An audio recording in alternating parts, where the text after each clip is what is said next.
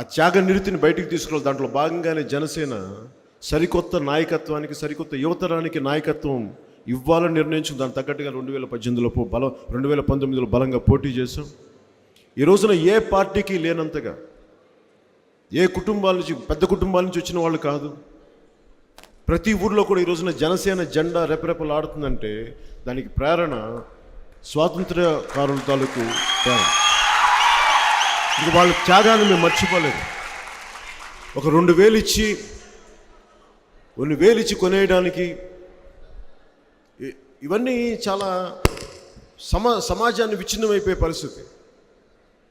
చాలాసార్లు నాకు మనందరికీ అనిపించేది, ప్రతి పథకానికి కూడా గతంలో కానీ ఇప్పుడు కానీ ఏ రాష్ట్ర ప్రభుత్వం పథకాలు చూసినా ఆ ముఖ్యమంత్రి పేరు ఉంటుంది, లేదంటే వాళ్ళ కుటుంబ సభ్యుల పేర్లు ఉంటాయి, వాళ్ళ అంతకుముందు నాయకులు ఉంటాయి.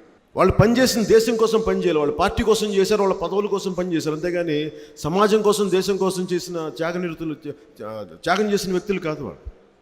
మనందరి ఉమ్మడి సంపాదన ట్యాక్సుల రూపంలో కడితే దానికి వాళ్ళ పేర్లు పెట్టుకుంటారు. ఆ ముఖ్యమంత్రి ఎవరైతే ఆ ముఖ్యమంత్రి పేరుతోటి పథకం, సంపాదన, ఉమ్మడి సంపాదన మనది, పేర్లు వాళ్ళే. వీళ్ళు ఎవరికైనా సరే ఒకసారి పదం పెట్టుకోబోయింది, ఒక్కసారైనా సరే పొట్టి శ్రీరాములు గారి పేరు పెట్టాలి ఈ పథకానికి అన్న ఆలోచన రాదే.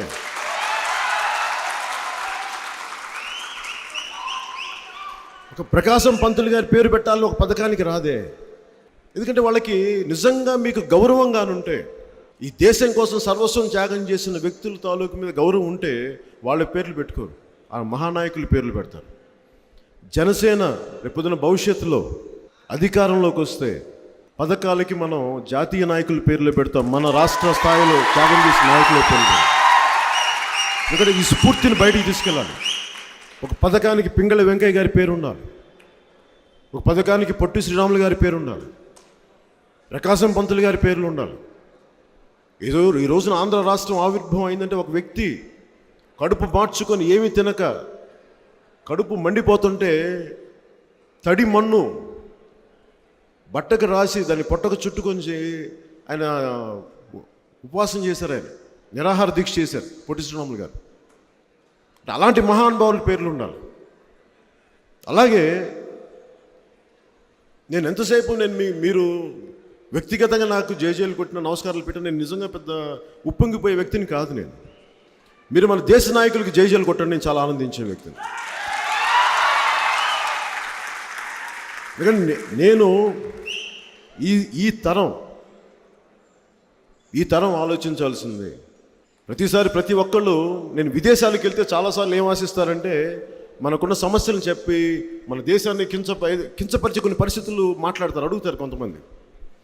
బయటికి వెళ్తే మన దేశాన్ని కించపరిచే మాట ఒక్కటి మాట్లాడకూడదు. దేశానికి మనకు తప్పులు జరిగితే మన ఇంట్లో అది మనం ఇక్కడ ఇంట్లో కూర్చొని సరిదిద్దుకుంటాం తప్ప బయట ఇంటికి వెళ్ళి, బయట దేశాలకు వెళ్ళి మన ఇంటి గురించి, మన దేశం గురించి చిన్నపాటి తప్పు కూడా మాట్లాడకూడదు. అది జనసేన చాలా బలంగా పాటిస్తుంది. ఏంటండి, వీడియో నచ్చిందా? అయితే ఓ లైక్ వేసుకోండి, లేదంటే ఓ కామెంట్ చేయండి. ఎప్పటికప్పుడు మా వీడియోస్ చూడాలంటే సబ్స్క్రైబ్ చేసుకోండి.